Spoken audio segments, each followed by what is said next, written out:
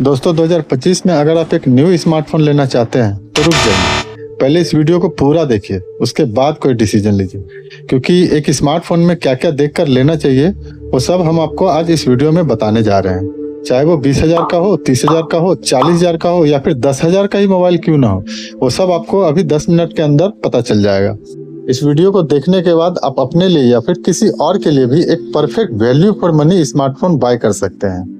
दोस्तों, एक स्मार्टफोन लेते समय किन किन बातों का ध्यान रखना चाहिए और किन किन बातों को अवॉइड करना चाहिए, वो सब आपको एकदम सिंपल तरीके से बता दूंगा। बस आप एक एक पॉइंट को ध्यान से सुन लेना। दोस्तों, हमारे कैलकुलेशन के हिसाब से किस टाइप का डिस्प्ले होना चाहिए, किस टाइप का प्रोसेसर होना चाहिए या किस टाइप का कैमरा होना चाहिए एंड प्राइस मनी के हिसाब से कौन कौन से स्पेसिफिकेशंस आपके लिए सही रहेंगे इस टाइम पीरियड पे, वो सब हम आपको इस वीडियो में क्लियर कर देंगे। तो भाइयों, वीडियो स्टार्ट करने से पहले आपसे एक छोटी सी रिक्वेस्ट है कि वीडियो ना पसंद आए तो कोई बात नहीं, लेकिन वीडियो पसंद आए तो एक लाइक जरूर दीजिएगा और चैनल को सब्सक्राइब जरूर कर लीजिएगा भाइयों। क्योंकि आपके एक लाइक से ना हमें खुशी बहुत मिलती है कि किसी ने हमारे वीडियो को देखा तो उसे पसंद किया, और उनके लिए दिल से दुआ निकलती है कि भगवान उनका भला करे। चलिए, तो सबसे पहले आता है कि 10,000 की प्राइस मनी के हिसाब से कैसे फोन सेलेक्ट करें और किन किन बातों का ध्यान रखें। तो सबसे पहले आपको चेक करना है उसका नेटवर्क। जी हाँ दोस्तों, अगर आप 10,000 का फोन बाय कर रहे हो तो सबसे पहले आप ये चेक करो कि उसका नेटवर्क जो है वो 5G है या 4G है। क्योंकि 4G 2023-24 तक ठीक था, बट अब 2025 आ चुका है तो 5G फोन ही मस्ट है। अगर वो 4G है तो उसे ना ही खरीदे तो ज्यादा अच्छा है। अब नेक्स्ट आपको चेक करना है उसका डिस्प्ले। तो उसमें आपको 2-3 बातों का ध्यान रखना है कि उसका रिफ्रेश रेट क्या है, उसका रिजोल्यूशन कौन सा है और डिस्प्ले का डिजाइन कौन सा है। 10,000 के मोबाइल फोन में अगर आपको 90 हर्ट्ज का रिफ्रेश रेट मिल रहा है तो बहुत बेटर है। 60 हर्ट्ज है तो अवॉइड करें। और इसके रिजोल्यूशन की बात करें तो इसमें HD+ आएगा और फुल HD+ आएगा, दोनों ही बेटर है। बट अगर फुल HD+ है तो बहुत अच्छा है। डिस्प्ले के डिजाइन में दोस्तों पहले वाटर ड्रॉप आते थे और अभी पंच होल आने लगे हैं, जो ऊपर का इसका कैमरा होता है। तो अगर पंच होल है तो बहुत बेटर है, वाटर ड्रॉप थोड़ा पुराना हो चुका है। तो अगर आप 10,000 का मोबाइल परचेस करना चाहते हैं तो नॉइज और रिजोल्यूशन तो एक्सेप्टेबल है, बट आप उसका रिफ्रेश रेट जरूर चेक कर लेना कि 90 हर्ट्ज है या नहीं। कैमरा की बात करें तो कम से कम 50 मेगापिक्सल प्लस डुअल कैमरा तो होना ही चाहिए, और अगर अल्ट्रा वाइड हो तो फिर और अच्छी बात है। वैसे दोस्तों 10,000 के रेंज में आपको एक डिसेंट सा कैमरा ही मिलेगा फोन में। और अब बात करते हैं फोन के मेन पार्ट की, जो पूरे फोन को कंट्रोल करता है, तो वो है प्रोसेसर। तो कुछ ऐसे प्रोसेसर्स हैं जैसे स्नैपड्रैगन 4S Gen 2, 4 Gen 2 या मीडियाटेक डायमेंसिटी X800+। तो इनमें से कोई सा भी हो तो आप प्रेफर कर सकते हैं। और Antutu स्कोर जो इसका है वो मिनिमम कम से कम 4 लाख के आसपास का हो तो और अच्छी बात है। रैम और स्टोरेज का भी कॉम्बिनेशन चेक कर लीजिएगा। अंडर 10,000 कम से कम 4 GB रैम और 128 GB का स्टोरेज होना ही चाहिए। 64 GB है तो पूरी तरह से अवॉइड करें, क्योंकि ये कब भर जाएगा आपको पता भी नहीं चलेगा। बैटरी कम से कम 5000 mAh की होनी चाहिए और मिनिमम 18 वाट का चार्जर होना चाहिए। एंड्रॉइड वर्जन 14 हो तो भी चलेगा, बट 15 हो तो बेस्ट है। और 2 साल का दोस्तों मेजर अपडेट इसे मिले तो बहुत अच्छी बात है। तो भाइयों, जो भी बातें मैंने बताई है उसे ध्यान में रखकर अगर आप 10,000 के अंदर का फोन बाय करते हो तो आप बिल्कुल भी निराश नहीं होंगे और आप उसे लंबे टाइम तक यूज कर सकते हो। चलिए, अब बात करते हैं नेक्स्ट कैटेगरी की या फिर रेंज की। तो ये बहुत ही इम्पोर्टेंट कैटेगरी है, क्योंकि लोग सबसे ज्यादा इसी कैटेगरी में फोन बाय करते हैं, और ये है दोस्तों 15 से 20,000 के रेंज की। तो 15 से 20,000 के रेंज में भी आप एक परफेक्ट फोन कैसे बाय कर सकते हो वो हम आपको बताते हैं। तो उस कैटेगरी में सबसे पहले आपको चेक करना है उसका डिस्प्ले, क्योंकि डिस्प्ले बेस्ट है तो सब बेस्ट है। उसमें आप कुछ भी देखोगे तो उसका एक्सपीरियंस काफी बढ़िया होगा। तो दोस्तों डिस्प्ले जो है एमोलेड होना चाहिए प्लस 120 हर्ट्ज का रिफ्रेश रेट होना चाहिए। 15,000 के बजट में अगर IPS डिस्प्ले के साथ 120 हर्ट्ज का रिफ्रेश रेट भी है तो चलेगा, लेकिन 20,000 के बजट में अगर आपको एमोलेड डिस्प्ले प्लस 120 हर्ट्ज का रिफ्रेश रेट नहीं मिल रहा है तो दोस्तों ये बिल्कुल भी नहीं चलेगा। इस कैटेगरी में नेक्स्ट आपको चेक करना है इसका कैमरा। तो 20,000 के अंदर OIS तो होना ही चाहिए, OIS मस्ट है। और अगर OIS के साथ अगर आपको सोनी का सेंसर मिल रहा है और आपकी प्रायोरिटी कैमरा फोन है तो आप उस फोन को परचेस कर सकते हो। 15,000 के रेंज में अगर आपको OIS कैमरा मिल रहा है तो उस फोन को भी आप परचेस कर सकते हो, उसका भी कैमरा बेस्ट रहेगा। नेक्स्ट आपको चेक करना है उसका परफॉर्मेंस या प्रोसेसर। तो उसमें ज़्यादा अंदर घुसने की ज़रूरत नहीं है दोस्तों। उसमें सबसे पहले आपको चेक करना है उसका एंटूटू स्कोर या फिर बेंचमार्क स्कोर। अगर आपको पता है इसके बारे में तो ठीक है, लेकिन जिनको नहीं मालूम है उनको थोड़ा सा बता देता हूँ इसके बारे में कि एंटूटू स्कोर या बेंचमार्क स्कोर होता क्या है।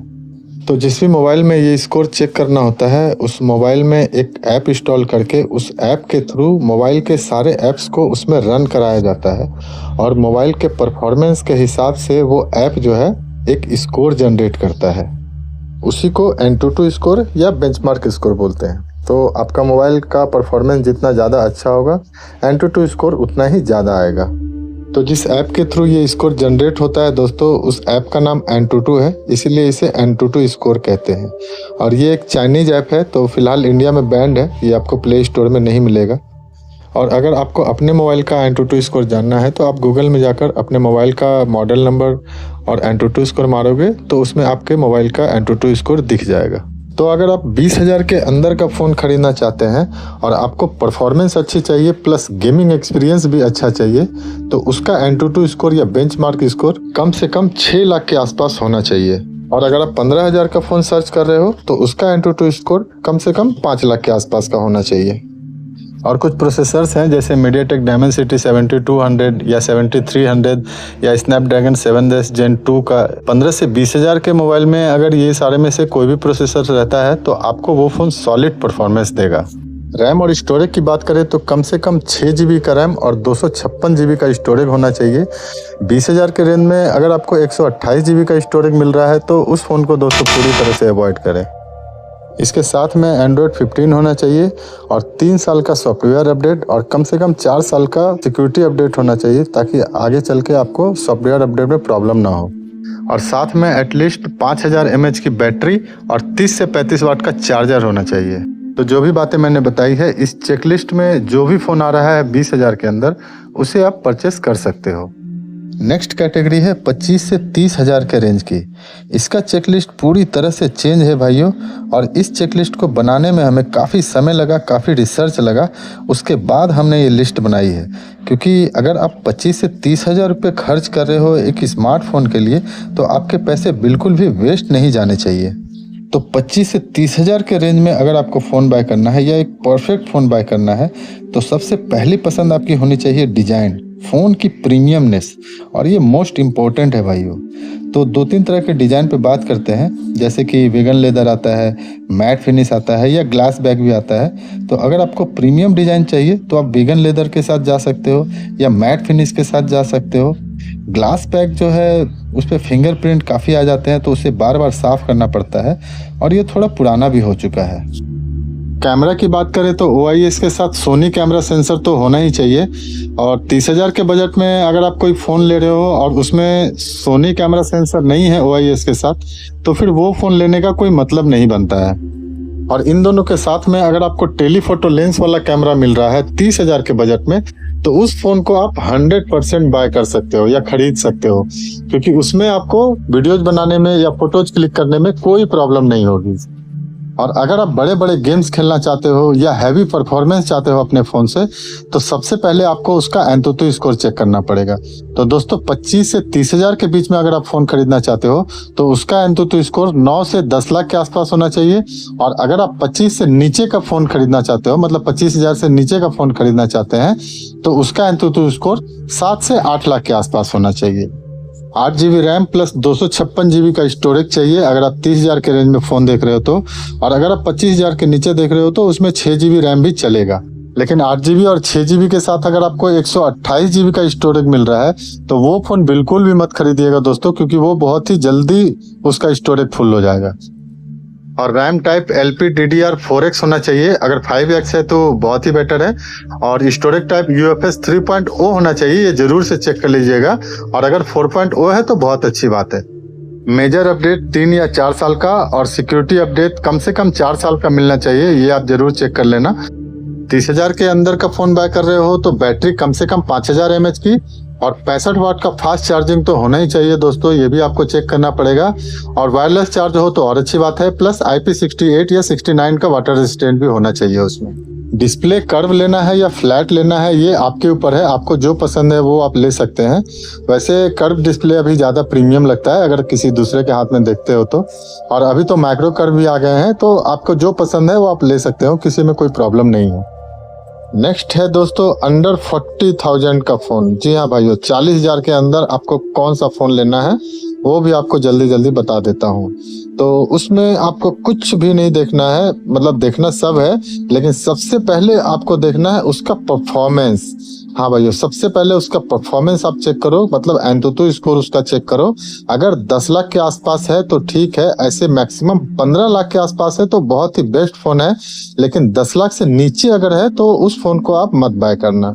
और कुछ प्रोसेसर्स हैं जैसे मीडियाटेक डायमेंसिटी 9300 या 9400 या स्नैपड्रैगन का 8 Gen 3, तो ये सारे जो प्रोसेसर्स हैं वो इस प्राइस रेंज के हिसाब से, मतलब अंडर 40,000 के हिसाब से एकदम परफेक्ट है। इनमें से जो भी आप लोगे वो लगभग आपको बेस्ट परफॉर्मेंस देंगे। और कम से कम 8 GB का रैम और 256 GB का स्टोरेज मिनिमम होना चाहिए, ये आप चेक कर लीजिएगा।